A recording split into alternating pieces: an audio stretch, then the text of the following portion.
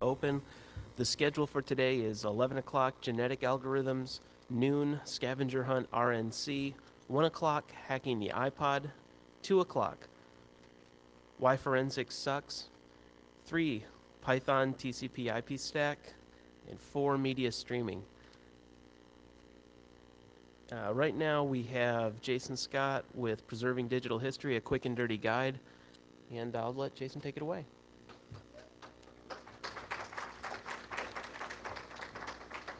I appreciate that, although I haven't done anything yet. All right, hi everybody. My name is Jason Scott. I run a site called textfiles.com. I run a number of other sites related to it, pdf.textfiles.com, web.textfiles.com, all related to different portions of digital media and digitized analog stuff, basically.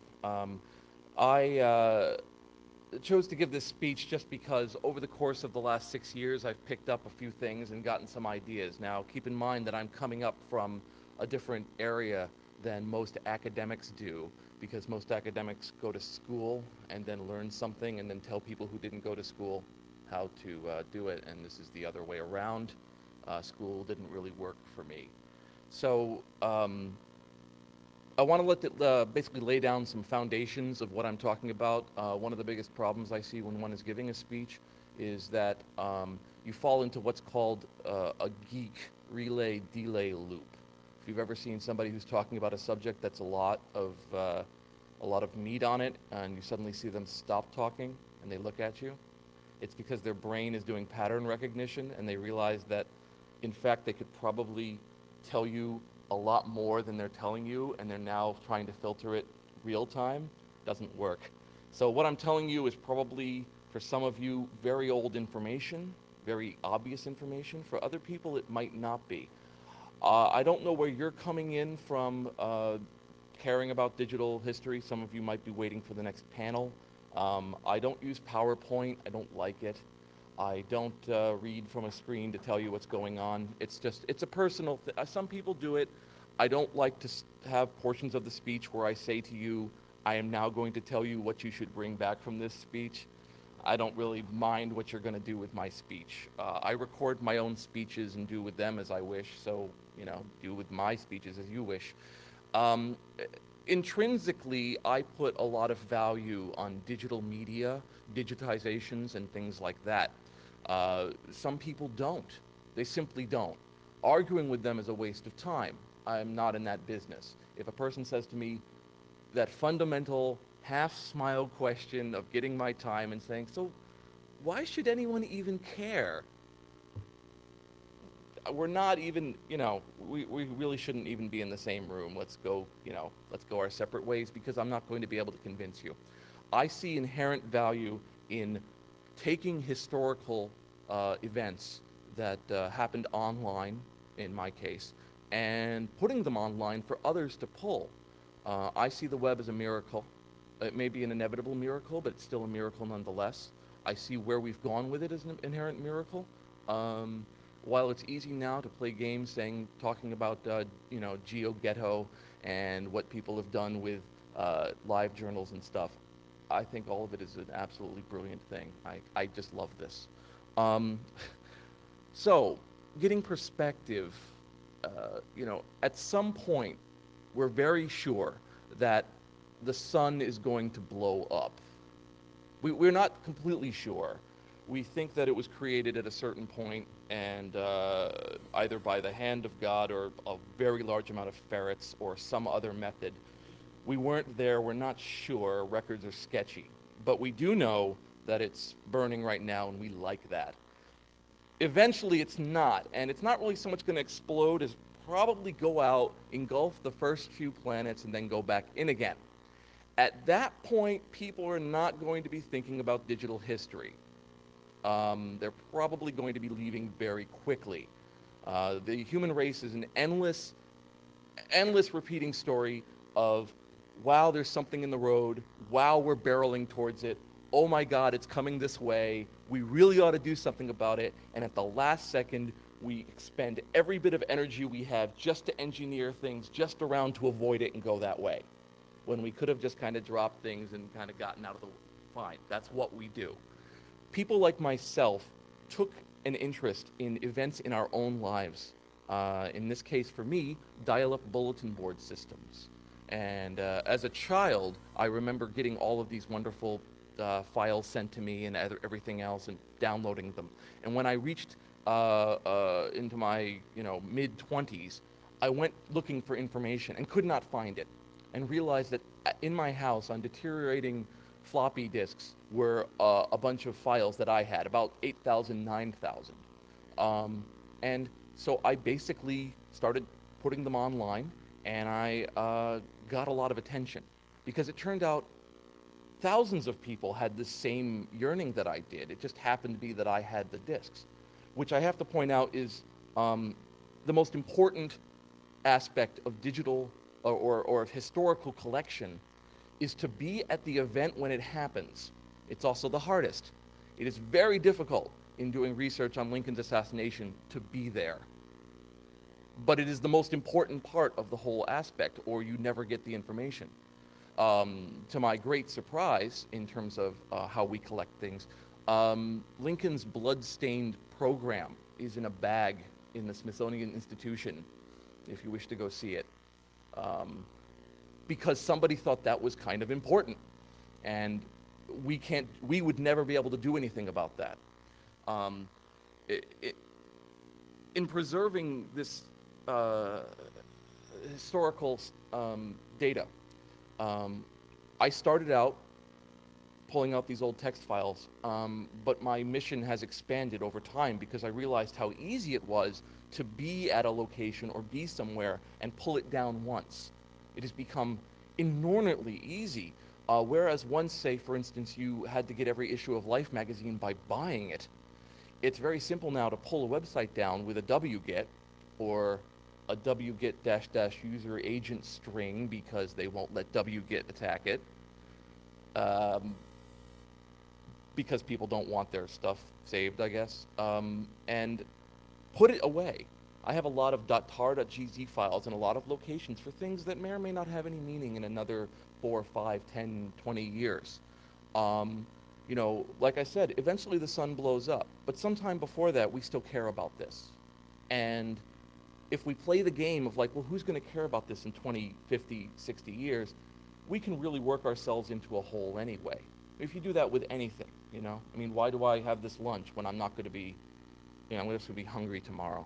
You can play that game, live in the future, live in a way that doesn't exist, and, convince yourself that inaction is the best action. And that's fine. I mean, TV is good, and I like going out and not working with computers, but that's just part of the game. In terms of archaeology that has come out from work that I've done, I'm doing a documentary on dial-up bulletin board systems. I've spent about 3 years on it. I'm at 200 interviews, traveled many thousands of miles. One of the things that really struck me was how fragile some information was and some wasn't. For instance, people remembered stories very well but didn't really have any recording of it. To my great surprise, I conducted Ward Christensen's only video interview. This was the man who created X-Modem. He co-creates the first BBS. He may have created several other things for the first time, but there was no visual recording of what Ward Christensen looked like when he was talking. There were a few dim recordings of his voice. I made this recording for my documentary. I intend to digitize it and put it up in various locations, including archive.org and other ones. He doesn't always talk about bulletin board systems. In fact, sometimes he talks about what coffee he needs to get.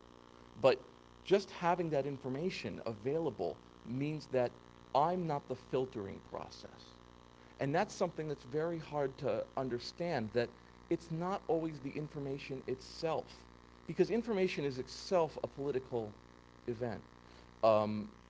Sometimes you have, when you're reading something, if you're reading a historical perspective, you are actually reading 3 different levels of time. You are reading about the time that is being written about. You are reading about, you're in the time of the person who wrote the description. and you are in your own time of the person reading it. You can pull from all three levels at the same time.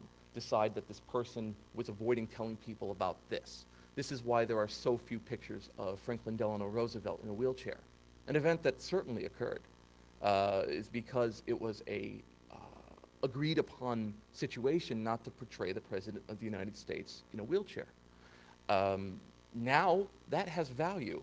Not only does it have value, but it has value because it tells about the time of the people who are talking about Roosevelt and what they thought was right. And then it tells about now about what your opinions would be about the fact that people were doing this back even then. One of the least shocking now, but shocking when you first get involved in it, is how there really isn't a golden age of forthright information.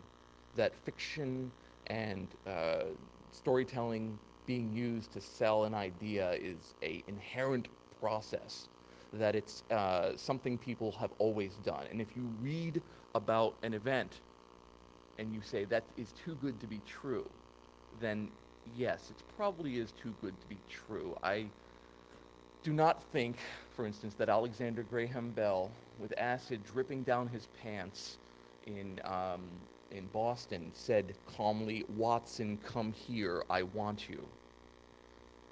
But it doesn't matter, just, in the grand sense of things, other than to know some of the events of the invention of the telephone to remind people about how that inventive process went. A piece of paper written from a Civil War man to his wife saying, "Chickens are good, had a battle yesterday, looking forward to seeing you and the baby." Perhaps he's hiding a lot of information that will not be of any use. The battle didn't happen. He actually isn't in that part where he's saying he was. On the other hand, perhaps somebody down the line will look at this piece of paper and say, this has got a watermark of a company that said they never gave aid to that side in the Civil War. And suddenly, all the amount of lying he does has no relevance to the political information that comes in there.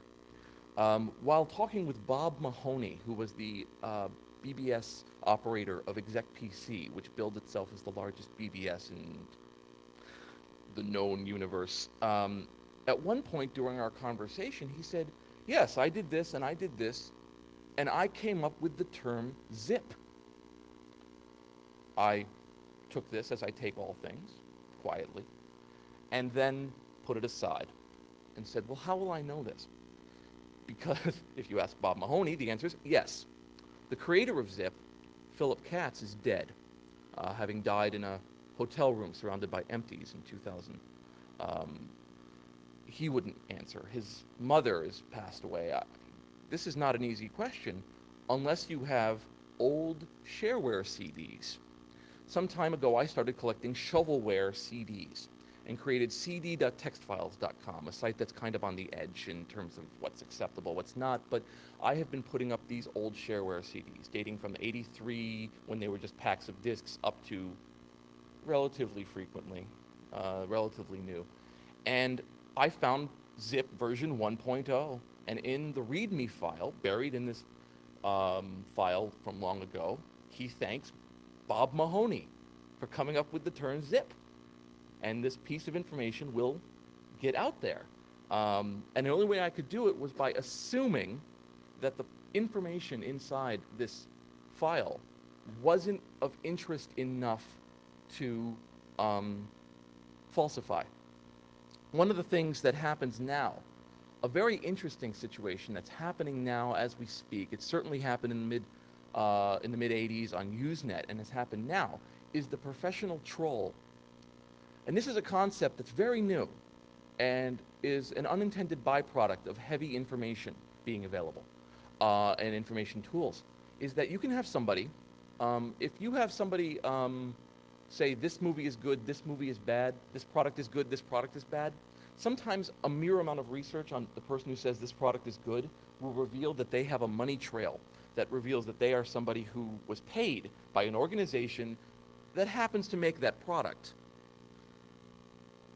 What do you do if that person has no affiliation? And in fact, the reason they are claiming things is because they just want to break you. They want you to waste time. I have a person who I dealt with who explained to me quite earnestly, and I must preface this for the sake of recording, that it is false, but who explained to me in all earnestness how the Whole Earth Electronic Link was actually the front for a child slave trade organization in which children were bought and sold on secret boards among the founders, and that the whole purpose of it was to provide them an easy nationwide access. Again, this has turned out to be false, but it is impossible to trace back this person's motivations to some other easily motivatable thing other than she's pretty fucko bazoo. Some amount of research into Usenet, into Google Groups, revealed that when the Space Shuttle Challenger blew up in 1986, 2 days later, she claimed that the reason it had been blown up was because there was a woman on board and needed, it was a way to demonstrate to women not to reach for places they shouldn't go. This generated some conversation, which is obviously the motivation. But if I had not had that bit of information, I wouldn't have that vector, and I could have wasted an awful lot of time. Over time, people change stories in their mind. That's part of the nature of things. Digital artifacts that come back from then provide people with a way to say, we have alternate theories. We have alternate statements. Could you explain this? It's the question that they're otherwise unable to answer. Over time, it goes from everybody who was at Haight-Ashbury to everybody who was in San Francisco in the 60s, to everybody who was alive during the 60s, to everybody who remembers their parent who was alive in the 60s. Each time, the information quality deteriorates. Granularity of information is a major problem. Right now, for an example, Death Vegetable hit in the face with a pie on Friday, which I must point out again did not happen. Would happen on stage by somebody hitting him with a pie. Because it's being done on a stage, and because it was ideally chosen by the person who hits him with the pie, it would be recorded by one of these two fine individuals over here on their video recorder. Some of you might have, at this point, either recording through your own camcorders or your own recording devices this event of him being hit in the pie from various angles. Some of you have weblogs, have platforms in which you speak to an audience of 4 or 5 people, and you tell people about what you experienced watching Death Vegetable hit with a pie and what your feelings must have been for him. Death Vegetable himself, outside, might have pictures of himself running away, getting this pie, because of course the pie was made out of a flavor he hates. And all these reactions and times become this event with different levels of granularity because it happened here. Meanwhile, 1,000 conversations are taking place in the Hotel Pennsylvania, some of which may be unbelievably important, some of which may be the roots of things that will change the nature of information technology in another 5, 10 years. 2 guys who bumped into the Blarney Rock and said, hey, you know, I know this guy and this guy, and later a conversation ensues in which things happen. There'll never be a record of that. They might not even mention that. They might say, we met somewhere. You'll never know why, what was said, what was happening about it. This is the nature of information. If you spend too much time concentrating on it, you will go crazy. It's a problem that I call the spotty floor problem. If you have a floor that's dirty, you say the floor is dirty and deal with it. You go, or you step over it never thinking of it because, 1,000 people have been here. Never think about how many people have been on a hotel slipcover. Don't do it. If you clean a floor or you clean something, every single step made, every single imperfection is now blaring and in your mind and driving you insane. If you sit there and say, I have some files from the 80s, from back when I ran my bulletin board system, that's one thing. But if you, like me, find yourself in the position of going, I have issues 1, 2, 3, 4, and 5, and 9. After a while, you can go crazy that 6 through 8 don't exist. To my great surprise, I found an e-zine that was numbered 1, 7, 9, 11, and 14, tracked down the original authors and found out that's all the issues they ever produced. And it was intentionally to cause trouble for people like myself. That sort of information just does not pass along. When I was tracking back the root of the phrase KRAD, KRAD now has a lot of alternative meanings applied to it. Kilobyte rad, 1,000 times rad. Kick rad, killer rad. That it stands for dark backwards. I received a bunch of that. I was told it was created in 1993. I was told it was created in the mid-90s. I found through papers and interviewing people that it was created because a gentleman named Apple Bandit spoke too fast on the telephone. And because when he would hang up, he would say, okay, bye, but turn it into one word and say, K-bye. And this was something he did so often with his friends that they started signing their messages, K-bye. And as surfer language overtook BBSs in the early 80s, radical, dude, bitchin' started to make its vernacular, and mostly because of Fast Times at Ridgemont High and the Valley Girl song, people started to say that stuff was K-radical, K-cool, KC, and when one group, multiple groups, referred to their boards as K-rad on Apple II crack screens, that this started to get a use. Now, some people would say, wow, you've just wasted 45 precious seconds of my life. I am never going to get that back, thank you. Because to them it has no value.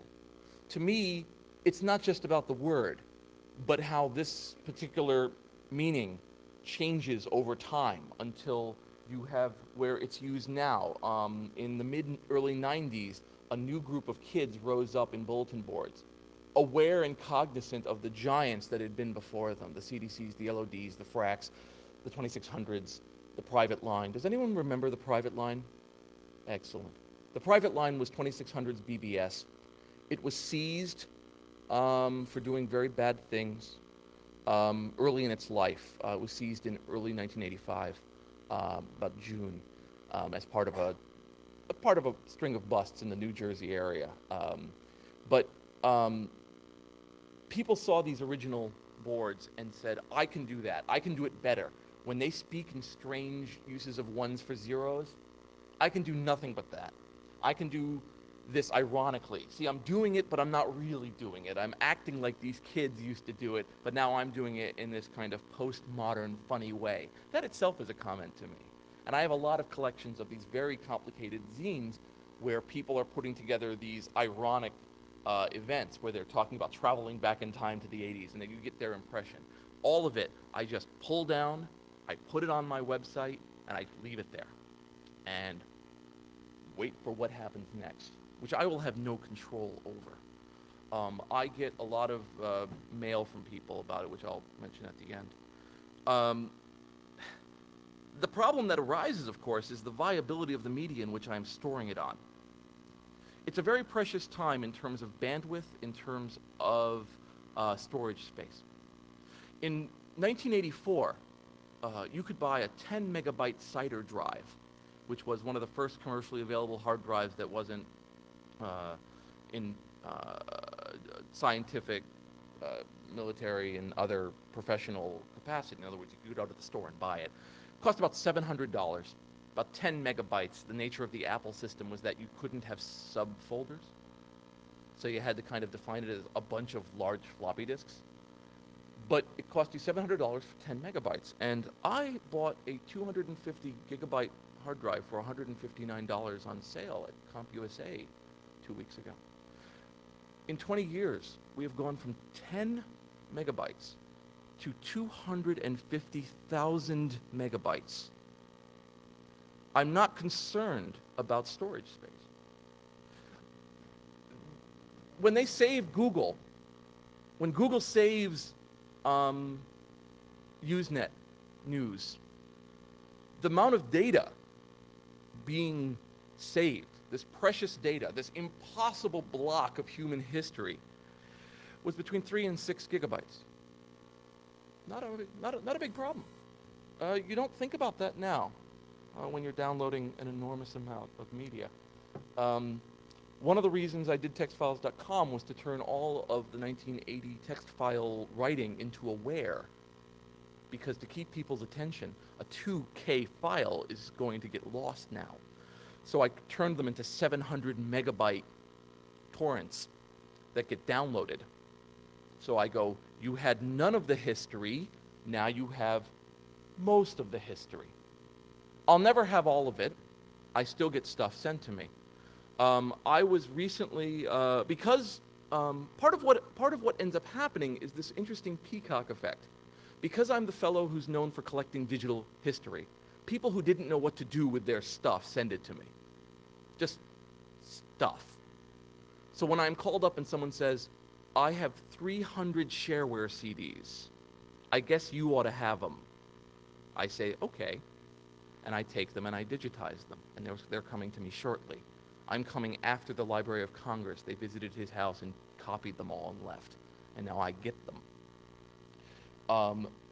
When I was interviewing Ward Christensen, it turned out that on his desk, in a small thermal roll, were printouts from the first months of the first BBS, 1978, that he had kept, not sure what to do with them.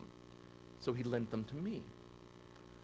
They were so faded, I've been using a flashlight to shine across the indentation on the paper to figure out what was written. And I am transcribing it as accurately as possible so that the weird printout form is what survives. And then I am applying it to my massive 700 meg collection and saying, take it. Oh, there's something else in there. Don't mind it. It's a stowaway. To ensure that these words, do they say interesting things? Maybe. Somebody uses ASCII art to welcome, to wish everyone a great Memorial Day in 1978. Someone at one point is talking to somebody else and says, that is cool, and writes K00L in 1978. This all provides information that we just didn't have before. And to my great surprise, I had printouts of the private line 3 months before it went under. So I've been transcribing them. This may be one of the only remaining evidences that this board ever existed. So for me, it's very, very important. But how long will it last? Certainly, there is a large amount of wonk policy and debate among people with very, very tiny voices and very, very quiet eyes about how long certain storage media will last in today's world. Certainly, if you were to look at things from the point of view of somebody who lived 1,000 years, a lot of history would seem like a mixing bowl where things get mixed up. Some things arbitrarily crust on the side and never go away. Old jokes, certain kinds of bricks, certain things, while so much else gets whipped up and removed and taken away through 1,000 recipes until you never know what happened anymore. That's the nature of being human. Trying to act like it's not that is the great tragedy of technological people, making human people non-human, or treating humans non-humanly in trying to evaluate them. If you spend time trying to treat people like they're a value, a certain kind of exponential, mathematical theory, they will always fail you and you will always be sad. Instead, you do best to organically approach life like everyone else does. Pull things towards you that you like, throw away things that you don't like, or throw them to people who like it, hence eBay. So I collect a lot of things simply because I think it might be interesting. I have my own personal biases. I love watching people screw with history in a kind of, parodying manner. I like it when they make fun of things that used to be because you can get their opinion. I love everything having to do with Apple II pirate boards from 1981 to 1985. I love it. can't get away from it. It makes me, it's like the guy who loves Ferraris and they open up the hood of the new Ferrari and he just goes, that's, oh, leave me alone with it for a while.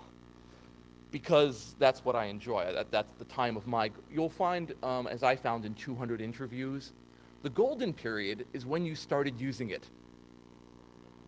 The golden age blossomed and bloomed the first time you did it. Whatever it is. Your first con, your first love, your first car. It was the golden age. It had its flaws, it had its greatness, but it's your golden age. And that's fine. Telling everyone else that the golden age is past is not effective and not true. Your golden age is past. Again, that's fine, you know. I happen to find that that time for me is my golden age. That's when I grew up and I found out that there were lives outside of mine. I found out there was a state called California. I found out that that people could have cars and girlfriends and talk about it and have a great time, and I wanted to be part of them too. So that for me is mine. So that comes to me and I get them and I pull them away. And you get these events where people, a gentleman who, I had the canonical collection of Apple II text files. You'll never get them all, but you can usually say, I've got pretty much every one that made it around, and I can happily say that as of 1992, I've got pretty much all the big BBS files. And that was a very important milestone for me, from 1998 when I couldn't find any online to I could find pretty much all of them. And I had somebody come to me, and I found out his story that he had been on Apple bulletin boards in 1982, and then his parents had moved to Brazil, and he went to Brazil. And then in 1985, they moved back. Dad was in military. He came back, and he loved the time with Apple so much that he found them again. He found the bulletin boards, and he saved everything he could from every bulletin board ever, because now, coming from the outside, it was like a time travel. He came back, and it was all back, and he collected as much of it as he could. And so he put it all together, and he said, I want you to have it. And it was like the second camcorder. It was like the second point of view that gives you the 3D image. It was a set of ones responding to the files that I knew as the canonical ones, going, the canonical ones are shit. Completely wrong. Here's the real story. And so his sudden perspective on his golden age was what changed things for him.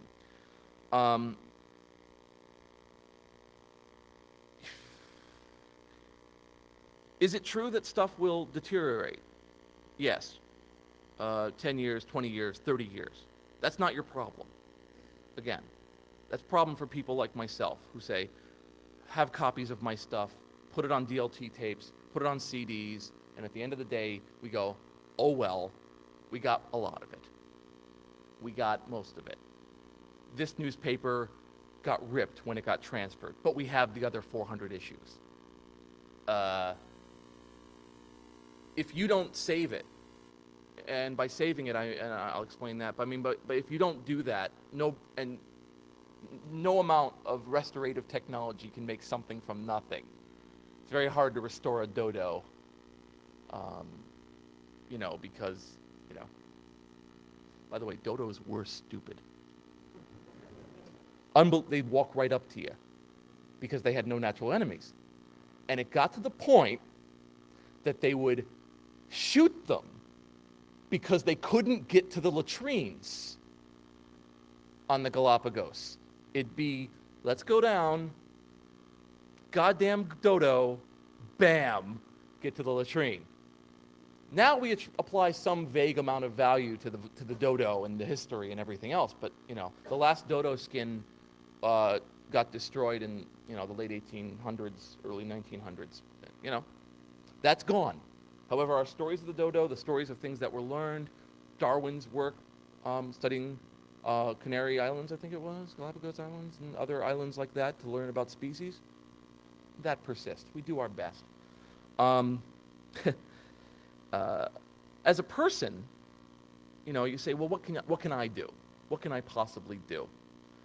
This sounds like something you do that nobody else does. And my answer is, if you enjoy something on the internet, a joke site, a person's writing, somebody writes you an unbelievably, horrifyingly angry male, just put it somewhere. Drop it off. Forget about it. Don't sort it. The great scourge are people trying to be the filter of what's good, what's bad, what's useful, what's gone. Don't waste your time. In the early 1990s, it was 30 seconds to render a JPEG on a Macintosh. So you could find out if you actually did download a girl. In Windows XP, the default view is a thumbnail gallery of all the pictures, brought up to you as if it was just another page. The process of sorting the girls from all the Badger photos is almost instantaneous now. A 30-second process you do while you're on the phone. You say, oh, the girl, Badger, girl, Badger, girl, Badger.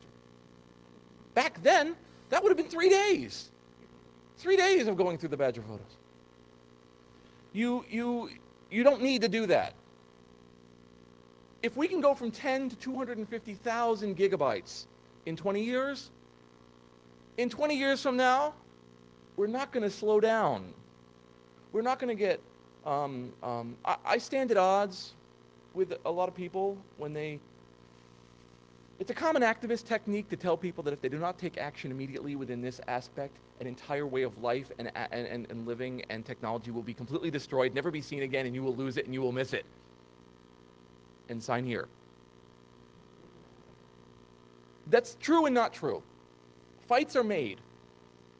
But it has been the trend as long as we have been in existence, certainly within the last 100 years, that there has been great profit in making it faster, easier, quicker to take the world around you and make an image, a video, a memory, a remembrance of it, and store it somewhere for easy retrieval.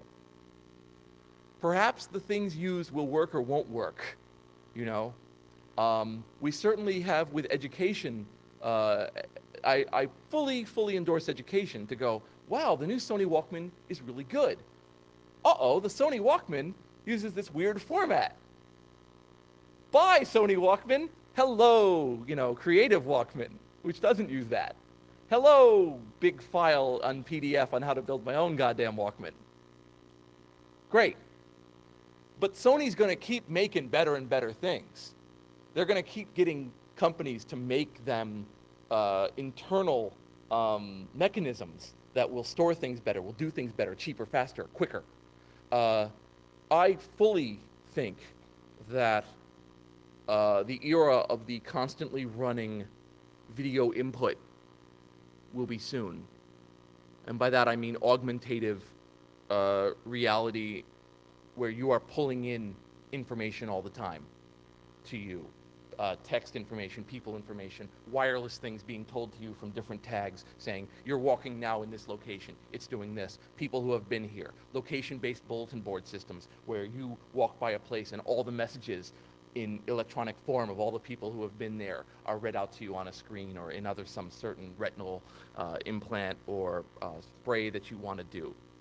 You know, people will do this because they like it and they've been doing it. So your job is to throw it into a little box. Let the box robot come for it in 100 years or 10 years, or go through your estate, or go through your, you know, your equipment. Yeah, some of it's going to be thrown out, but without that important piece that you play being here, you know, do it. And you'll always find a complete maniac like myself that will do this, that will take your stuff and say, I'll deal with it. It is only for the efforts of 4 people or 5 people that Google has all those Usenet news groups.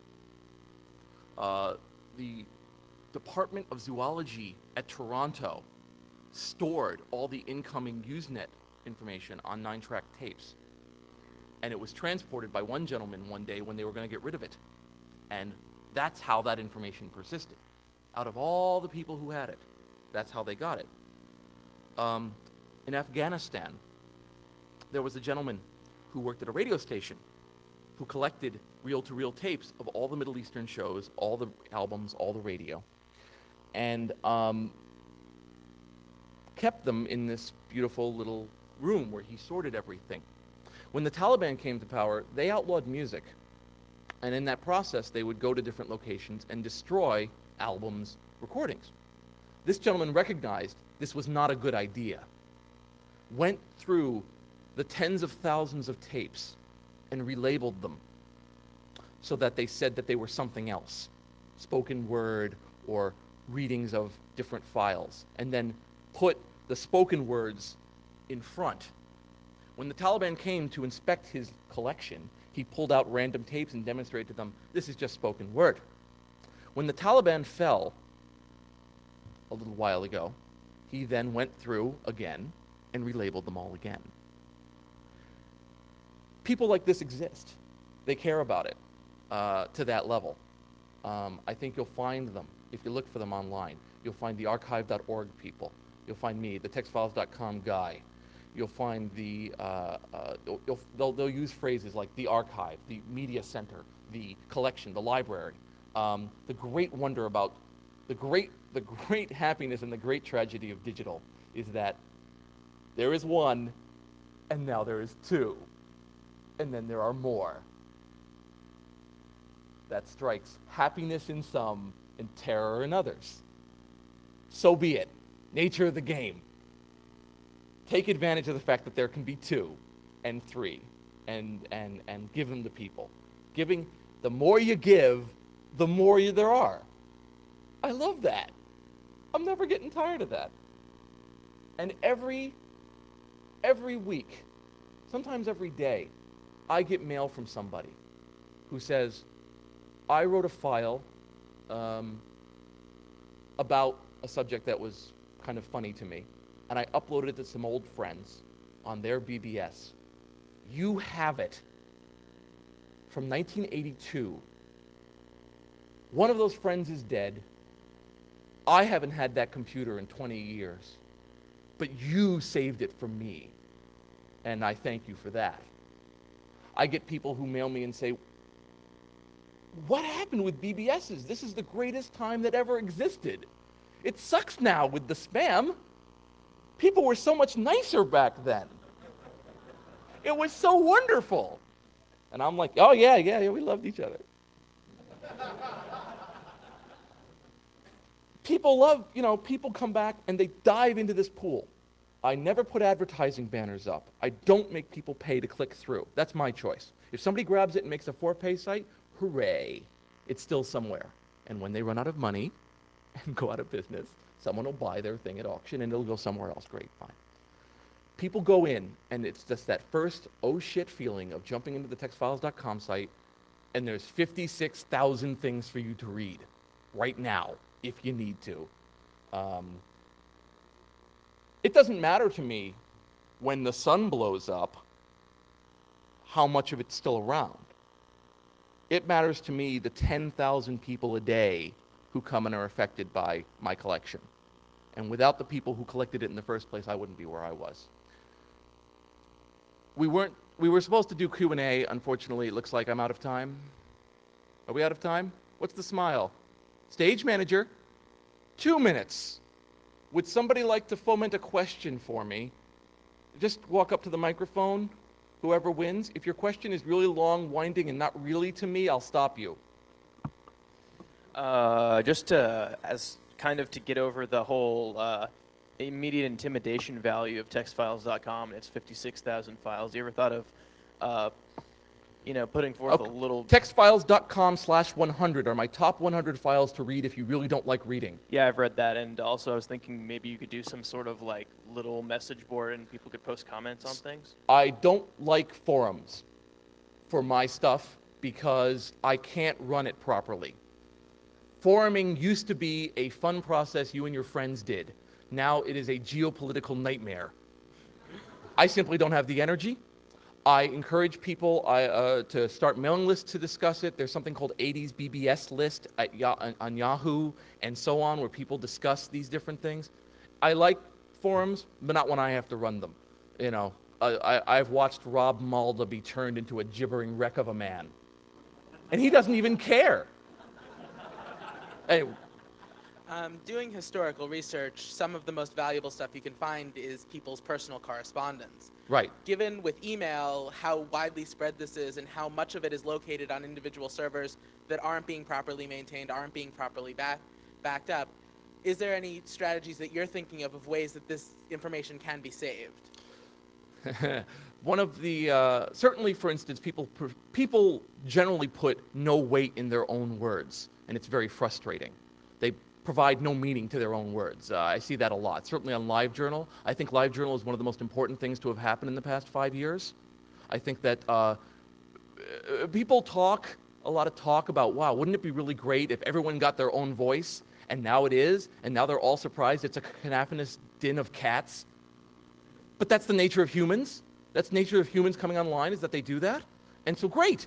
An MIT research project downloaded 4 gigabytes of weblogs to do it. I grabbed that database. I don't even know how to read it. I just grabbed it and put it somewhere. Because at some point someone's going to go, wouldn't it be nice if we had an example of all that and run correlations against it? I think that some of that is relegated to never be found. I think that sometimes you will have weird situations where machines will be decommissioned from a ISP and they will take the information. Oh, that's horrible. It's a violation of privacy. But on the other hand, it's this, that's the classic problem, right? Our worst president had his papers burned upon his death. Why am I forgetting his name? God, did he suck. He never passed one single piece of legislation.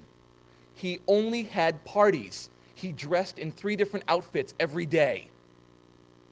Boy, did he suck. I don't know why I'm forgetting this man's name. He was a vice president. He got it because the other guy died, got shot, and 30 days later died because of an infection, 30 days into his... Anyway. Harrison! I think it was Harrison. Was it Harrison? Harrison? Oh, well. Look it up. There are some very bad presidents. It's not just this constant bar graph going down. There are some suckos, okay? My question is about how do you authenticate with digital media? I mean, I can send you a text file saying that I came up with the word KRAD in 1989, and it was posted on some BBS. If I just send that to you, are you just going to believe that? And how do people who see, if I go to textfiles.com, how do I know that those files were gotten from sources that were honest about, this actually being Apple, BBS? I do work for the wiki. I've done work for the Wikipedia. I've run my own wiki. I've run textfiles.com. I've submitted articles to the Rotten library, the Rotten.com library. I can tell you that I don't believe anything anymore ever. I fell for that hook, line, and sinker. Fundamentally, the answer is I don't believe any of it. I just put it up and keep putting up everything I can. At the moment, it's Bob Mahoney made the zip file. In another 5 minutes, it might turn out, oh God, Pete Seeger made the zip file, and Bob Mahoney stole it from him. Across the river, over in Weehawken, or is it across the river? Over in Weehawken, the reason I'm thinking of Hamilton is because they're reenacting the Burr-Hamilton duel today, whereby Hamilton shot over Burr's head, and Hamilton was killed. There are 3 different conflicting stories as to exactly what happened. Some say that the guns were modified and Hamilton was cheating and modified it so that when he shot it, the recoil was way more than he expected and whack, he took it. Another one says that he intentionally shot over because he could not see himself killing a man over such a minor thing. And the third one just says, Burr was a great shot. We'll never know. I mean, their 2 secondaries were there, but they have conflicting stories. We'll never know. We do our best. We absolutely do our best. We try to put up all the information we can. Maybe some way down the line we'll find a way of knowing. Inherently, over time, I am encountering more and more people politically coming after me to try to change history. The best that I can do is grab stuff from sources and people that nobody cared about and nobody talked to get their opinion. Because everyone knows, a lot of people know Tom Jennings, who created FIDO. Not as many people know John Medill, who was FIDONet node number 2, and I interviewed him. So his opinions really helped me with Tom Jennings because Tom Jennings is such a famous figure and all that. What a strange thing to end on. I'd like to thank you all for getting up so early on a Sunday to come speak to me. And I want to thank you for listening. I also really wish to thank Emmanuel for lasting through 20 years of backbiting and pain, which is what comes to anyone who creates things. And that I hope that over time, the tykes who look up to him and point and insult will eventually dream of achieving stature that he has. Thank you very much.